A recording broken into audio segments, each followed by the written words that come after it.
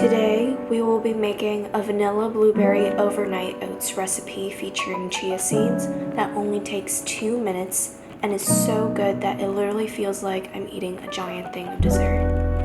As we go along, look out for the nutritional facts box on the top left to help understand why this is something good to put in our bodies from a science perspective.